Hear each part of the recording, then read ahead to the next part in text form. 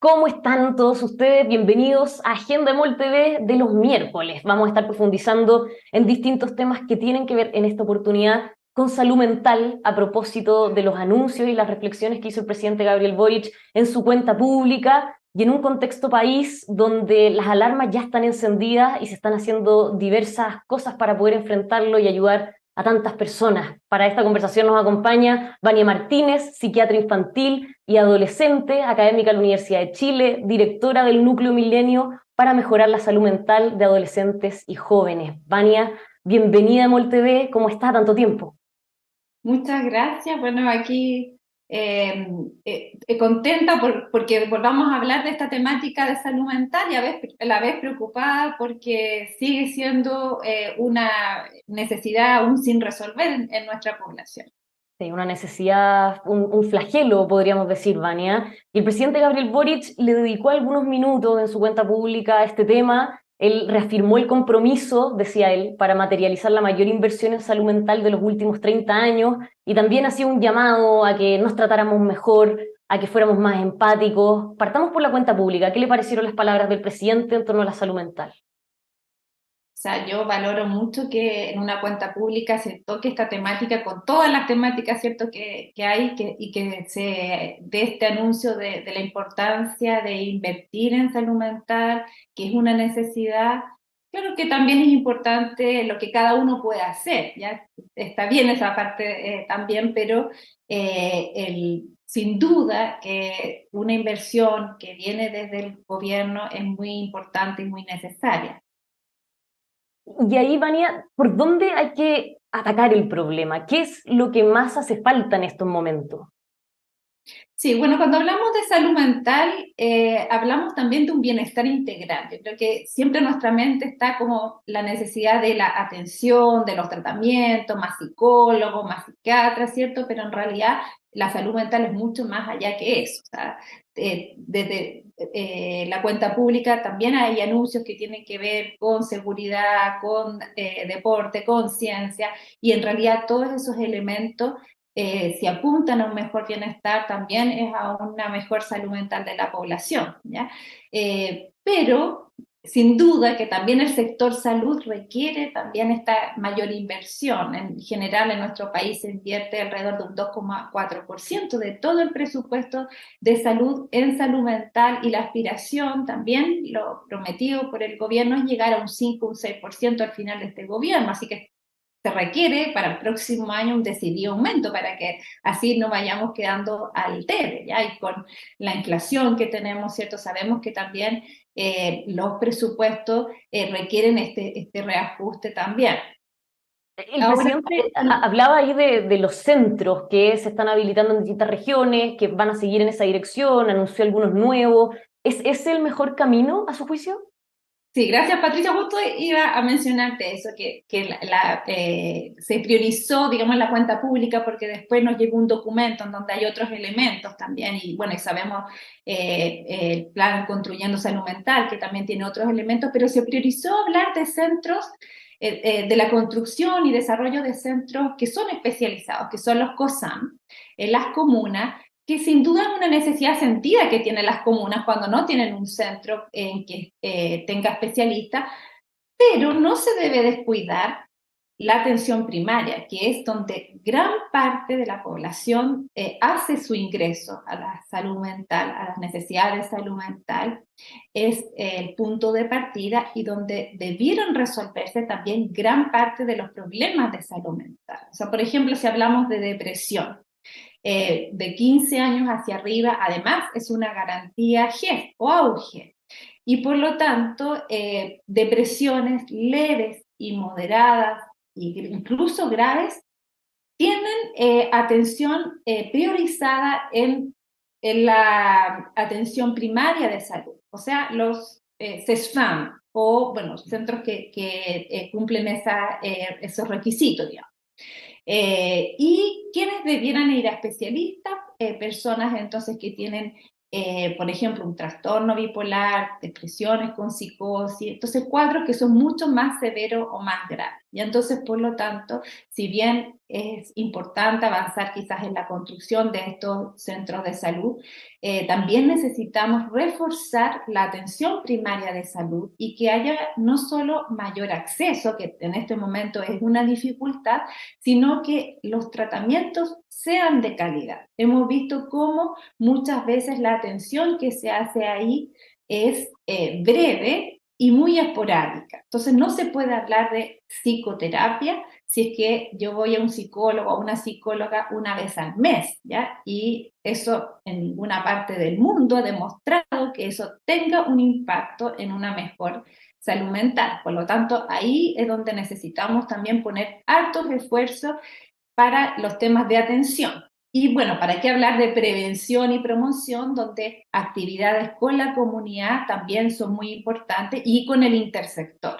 Educación, por ejemplo, ahí tiene un gran rol las comunidades educativas para favorecer una promoción del bienestar y prevención de problemas de salud mental. Antes de hablar de la prevención, a propósito de lo que decía Vania, el mismo presidente en su mensaje de la cuenta pública comentaba, una de cada 4 personas tiene algún padecimiento vinculado a la salud mental y de ellas solo el 20% recibe algún tipo de tratamiento. Esto va en la misma dirección de lo que usted decía, ¿no? Exactamente, incluso, o sea, eso es en globo, pero por ejemplo, si vemos el acceso que tienen ciertas poblaciones, adolescentes y jóvenes, les cuesta mucho más acceder a atención en salud mental, tienen más barreras, ¿ya? Y por ejemplo, los hombres también, los hombres tienen más barreras, no solo barreras porque no haya profesionales, porque no haya horas disponibles, sino también barreras que tienen que ver con el estigma, con cómo nuestra cultura enfrenta las atenciones de salud mental. Entonces también tenemos que avanzar en ese sentido, en romper los estigmas, es algo que día a día tenemos que trabajar, también ahí los medios de comunicación nos pueden ayudar mucho, en por ejemplo, no hablar de depresivos, sino las personas que tienen depresión, los suicidas, etcétera, sino que poner a la persona primero y siempre dar a conocer también que hay oportunidades para pedir ayuda. Yo creo que en este momento igual deberíamos decir eso. Chile tiene teléfonos de crisis, en este momento el asterisco 4141 es una línea de prevención de suicidio y para salud mental general 600-360-7777. Salud Responde también tiene una opción de una primera atención y contención y va a favorecer también una derivación oportuna. Y ya han En el caso de marcado jóvenes, también a los jóvenes les gusta mucho el chat, también por ejemplo está el chat de INCUB, de Hablemos de Todo, que también es una gran oportunidad para jóvenes. y está este nuevo programa de la región metropolitana, el Quédate, ¿no? Claro, también en la gobernación de la región metropolitana está haciendo un énfasis en la prevención del suicidio mediante este programa y ahí ellos también tienen un chat Quédate y además están haciendo acciones a nivel de la comunidad que también son muy importantes de realizar. Y eso Ahora, ojalá que se puedan ir expandiendo, que veamos que también no queda solo en la región metropolitana, ¿cierto? Que efectivamente hay en otras regiones. Ahora sí es importante que se avance en algo que sea a largo plazo, ¿ya? Porque, por ejemplo, este programa tiene un financiamiento por 2 años, ¿ya? Allí viene desde la gobernación y por lo tanto también requiere una mayor integración con el propio sistema de salud. Y algo muy importante, no solo para Quédate, sino en general para las políticas públicas, es la conexión con la investigación, la academia, los centros que hacemos investigación como el Núcleo Milenio y más, para que lo que ahí se ofrezca sea basado en evidencia o se vaya generando evidencia para que no sea solo hemos atendido tantas personas, hemos capacitado tantas personas, sino sí saber que esto realmente tiene un impacto en la calidad de vida de las personas. usted mencionaba la importancia de romper con ciertos estigmas y es evidente que el último tiempo, los últimos años, todo lo que tiene que ver con salud mental lo vemos más sobre la mesa, es parte del debate, pero ¿cuánto nos falta como sociedad, como país, Vania, a su juicio, para que sí entendamos que este es un problema real, que en muchos casos es una enfermedad y que por lo tanto no hay que juzgarlo, hay que acompañarlo, hay que entenderlo? Sí, bueno, sí, como lo dijo el presidente, una de cada 4 personas tiene alguna necesidad de salud mental, no es algo infrecuente y probablemente en nuestro hogar, en nuestra familia, las personas más cercanas, conocemos de esa necesidad o nosotros mismos hemos tenido alguna de esas necesidades, así que no debiera ser algo tan extraño, ¿cierto? Nos ayuda también que personas conocidas, famosas, celebridades, digan que tienen problemas de salud mental, que están en tratamiento y eso les ha servido, o que van a buscar un tratamiento. Ya, por ejemplo, recientemente un cantante, ¿cierto? Alejandro Sanz, Alejandro Sanz, sí. claro, en nuestro país. Hace poco Jean-Philippe Creton también nos acompañó en el lanzamiento de un libro acerca de la depresión y ese testimonio de estas personas es muy valioso, ¿ya? Ahora, en redes sociales yo he visto los comentarios que pone abajo la gente y hay comentarios muy, muy estigmatizantes y por lo tanto ahí vemos cómo todavía tenemos que seguir avanzando, de que alguien que tiene problemas de salud mental, el mismo presidente de la República, no sea eso un motivo ni de burla, ni de chiste, ¿cierto? Porque es una enfermedad como cualquier otra y además podemos acceder a tratamientos que van a tener buenos resultados mientras antes consultemos. De hecho, una de las grandes barreras que nosotros hemos encontrado en nuestro estudio en población universitaria es que las personas pensaban que se las podían arreglar por sí mismos, entonces retardan la consulta, ya esperan a estar como muy mal para poder consultar y hubiera sido preferible consultar antes porque siempre actuar más tempranamente va a tener mejores resultados y más rápido. Hablábamos de la importancia de la prevención y usted se dedica especialmente a todo lo que tiene que ver con jóvenes, adolescentes. ¿Qué opinión tiene, qué balance hace de lo que están haciendo, por ejemplo, las universidades en esta materia? Bueno, las universidades también tienen este desafío ahí en sus pendientes, digamos, ya hay acciones, por ejemplo, las universidades del Estado están agrupadas en la red de salud digital que tiene un componente importante en salud mental y que va a dar origen a un programa en común para la Universidad del Estado. También hay universidades del CRUCH que están agrupadas en un programa que es de convivencia y salud mental y también ahí están haciendo acciones. El mismo Ministerio de Educación a través de su Subsecretaría de Educación Superior también está pensando este tema, bueno, y más allá de las universidades, también tenemos los centros de formación técnica, los institutos profesionales, que también tienen sus desafíos en temáticas de salud mental y tienen puesto el foco en prevención y promoción. Ya muy importante aquí son cosas que quizás la han escuchado mucho la población, pero que nos cuesta poner en práctica como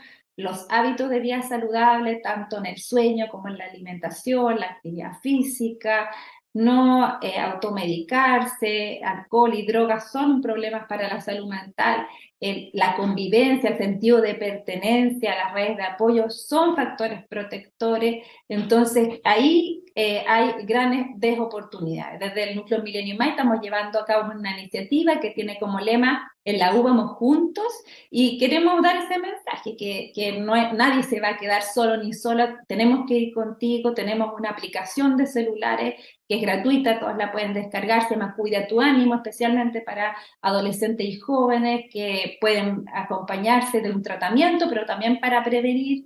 Así que ahí, bueno, no solamente nos hemos quedado en diagnóstico, sino que estamos avanzando en lo que se puede hacer.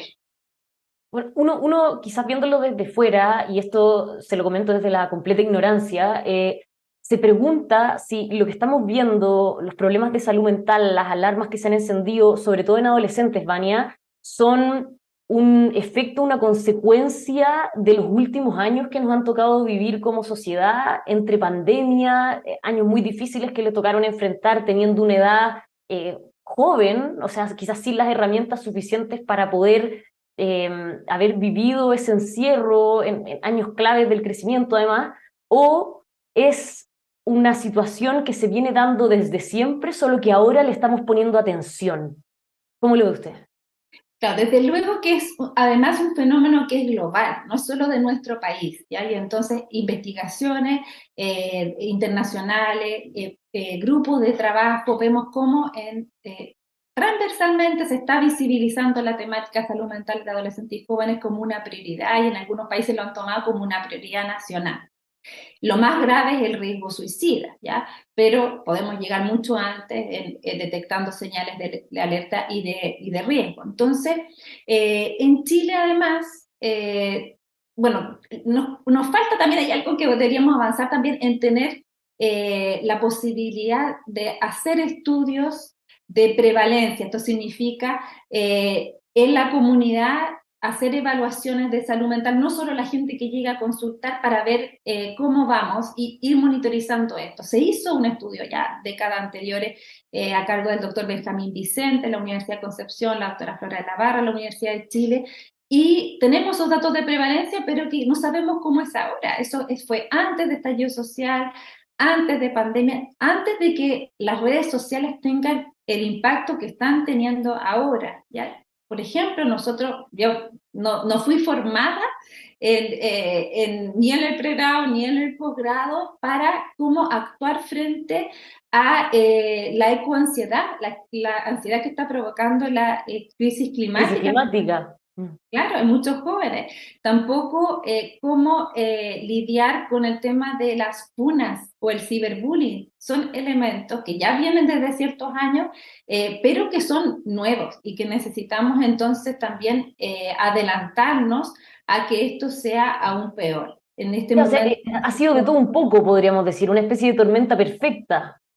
Exactamente, o sea, nosotros vemos también cómo profesionales de salud mental se forman cada día más. Nosotros en nuestro país tenemos psicólogos en colegio, en consultorio, o sea, es un gran avance. Hay otros países que no lo han tenido, nosotros mismos hace algunas décadas tampoco. Entonces tenemos avances de hablar de salud mental, de que haya más profesionales capacitados, pero tenemos este desafío de llegar antes de que se produzca el problema idealmente, y para eso necesitamos el trabajo intersectorial. Qué importante aquí serían, por ejemplo, las artes, la cultura, bueno, ya mencioné también el deporte, o sea, que las ciudades también las pensemos de forma más amigable, tener áreas verdes.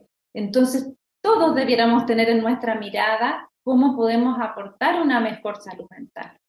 ¿Y cómo está la salud mental de los profesionales que tienen que apoyar en salud mental, Vania? Los psicólogos, los psiquiatras, ¿cuál es su estado hoy? Los profesores, las profesoras, las familias también, pero efectivamente las personas adultas también están bastante estresadas, ¿ya? Y por lo tanto, el trabajo, claro, no es un enfoque al individuo, sino que deberá ser un enfoque más sistémico, ecológico, ¿cierto? En donde pensamos cómo las comunidades las hacemos más saludables.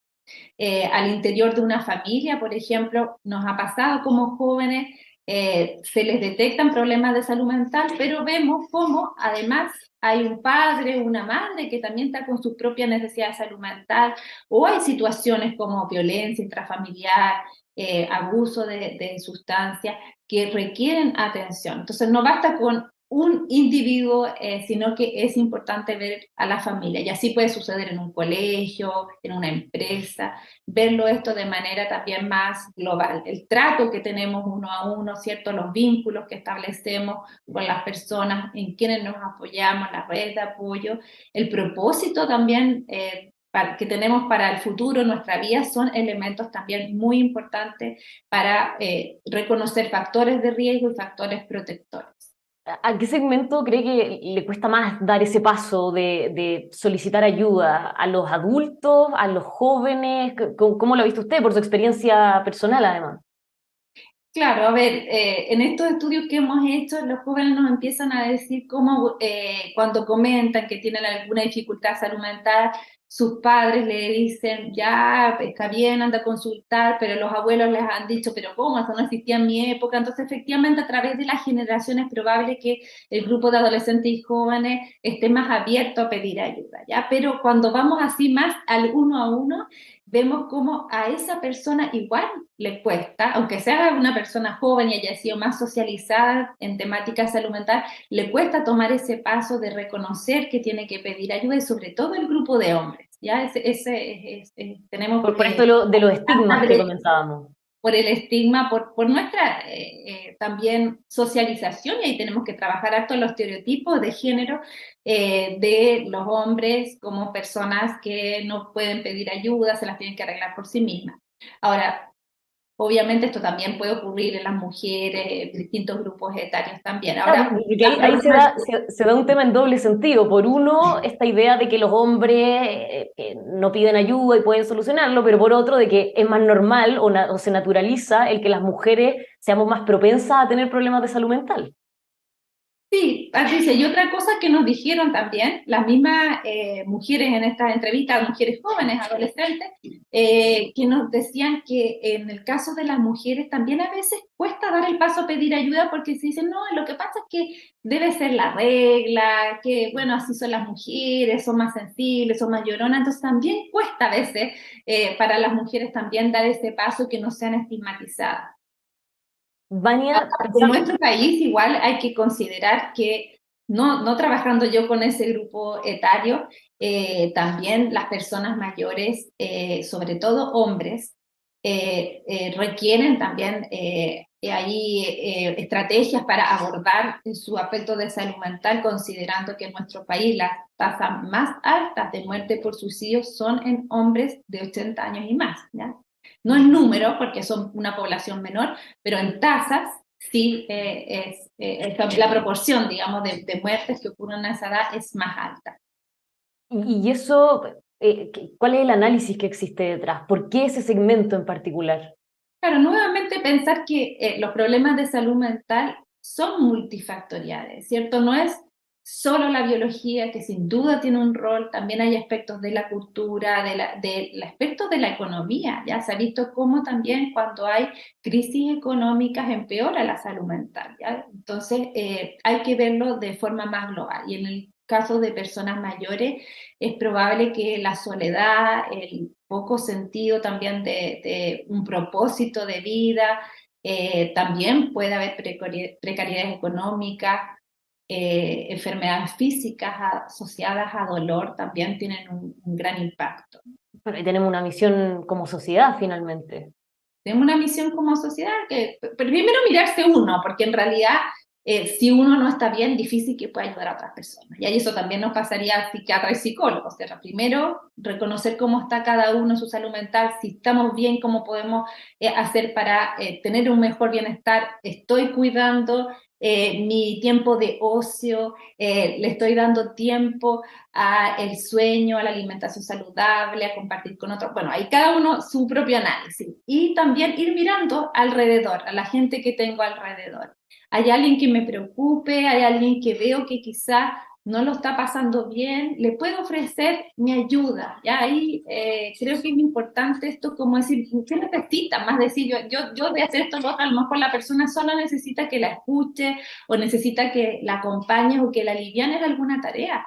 También ha pasado esto con duelos que las personas, a propósito también de pandemia, gente perdió a familiar, a personas conocidas y no han podido procesar adecuadamente esos duelos, y creo que también ahí hay una deuda pendiente, que podemos avanzar también en un trabajo colectivo de los duelos. Aprovechando estas señales que usted nos menciona o incluso las alternativas que cada uno tiene para mirarse a sí mismo, pero también para mirar alrededor, ¿qué actitudes o qué cosas son las que nos deberían alertar? No solo en lo personal, sino que también respecto a un otro. Sí, cambios en el ánimo que se mantienen por un tiempo. Nosotros hablamos de 2 semanas, ¿ya? Eh, eh, pero incluso, obviamente, cuesta mucho más darse cuenta, a veces pasa más periodo, pero ya con 2 semanas alguien que cambia su estado de ánimo, que tiene poco energía, ya no tiene ganas de hacer cosas, está muy cansado, cansada, tiene cambios en el sueño, ya sea que le está con insomnio o que le está dando mucho sueño en el día, cambios en el apetito, puede ser poco apetito, mucho apetito, más irritables también puede ser, y en cualquier momento, para esto no hay que esperar 2 semanas, que una persona esté pensando en querer morirse, en atentar contra su propia vida. Eso es importante como una señal para poder pedir ayuda. No pensar en el mito que alguna gente dice, bueno, esta persona está llamando la atención porque dijo que se quería morir. No, hay una señal de alerta directa, y por lo tanto, acuérdense del teléfono de crisis, asterisco 4141, para tener una primera orientación y pedir ayuda profesional si es que se requiere. Vania, lo comentamos al comienzo de la entrevista, pero a forma de recapitular. Pensando en cómo abordamos los problemas de salud mental desde el punto de vista de las políticas públicas, ¿qué es lo más urgente que tenemos que hacer ahora? Y a propósito de los anuncios del presidente, ¿qué otras medidas sumaría usted? Sí, lo más urgente, lamentablemente, igual es apagar incendios. O sea, si yo estoy en una casa y se me está incendiando la casa, obvio voy a tener que apagar ese incendio. Entonces, ahora sí tenemos situaciones urgentes. Una de las grandes urgencias que tenemos en este momento es que hay gente que necesita atención inmediata y le está costando acceder a esa atención. Por lo tanto, tenemos que reforzar eso. Para eso se requieren recursos económicos y poner a disposición entonces esa energía, sobre todo en la atención primaria de salud, que es donde va a entrar la mayor parte de la población a su primera atención, y que incluso se va a poder resolver gran parte de la atención si lo hacemos con atención de calidad. La atención secundaria, que son los COSAM, psiquiatras atención más especializada, va a quedar reservada para las personas que tengan situaciones aún más graves. Ya, eso es lo urgente. Pero en paralelo, no podemos descuidar la prevención de esta problemática y una promoción de una mejor salud mental, abordando desde la educación, lo que nosotros llamamos también psicoeducación, para que entonces todos vayamos conociendo, hablando de estos temas y sin el estigma que tiene. Vania, y ahora sí, a modo de cierre, para no quitarle más tiempo, además el programa ha estado sumamente interesante, ¿qué recomendaciones daría usted, más allá de estas señales de alerta que decía que hay que ponerle ojo, para aquellos que sienten que podrían estar viviendo algún momento crítico o que eventualmente necesitarían algún tipo de ayuda? Sí, bueno, para esas personas que en este momento están pensando lo que me pasa a mí será parte de la normalidad, o alguien familiar que lo ve de afuera, será la edad del pavo, serán todos los adolescentes así, se están cerrando un poquito más en su pieza, no quiere hablar tanto conmigo, me responde mal, o será para ya consultar a un profesional de salud mental. Para todas esas personas, el mensaje es que es preferible consultar de más que de menos, ¿ya? Y que hay personas que están ahí para ayudarte. Puede ser a través del chat de INJU, Hablemos de Todo, puede ser en región metropolitana también está el programa Quédate, y también tenemos el Fono Salud Responde. Entonces hay herramientas para una primera atención y que te ayuden a distinguir si lo que tú tienes requiere o no una atención de salud mental. Puede ser que no te vaya bien a la primera, y eso también lo hemos recogido como experiencia. Fui donde un psicólogo, fui donde un médico, no me gustó, me dijo que lo mío no tenía importancia, y en realidad yo me sigo sintiendo mal, o me atendieron muy rápido. Bueno, puede ser que la primera vez no te fue bien, ¿ya? No por eso no digas que nadie te va a poder ayudar. Y hay que insistir de nuevo porque va a haber alguna forma de que alguien realmente te va a poder ayudar. Vania, muchísimas gracias por todas sus palabras, los consejos, las recomendaciones y por habernos acompañado hoy día para hablar de este tema tan importante como lo es la salud mental. Gracias a EMOL TV por tocar estas temáticas, y que ojalá que sigamos cada cierto tiempo volviendo a ponerlas aquí en este programa a disposición de la audiencia. Eso, que no salga de la palestra, que no salga de estar sobre la mesa, Vania. Muchísimas gracias nuevamente, y a todos ustedes que nos están viendo los dejamos invitadísimos a que sigan con nosotros aquí en emol.com.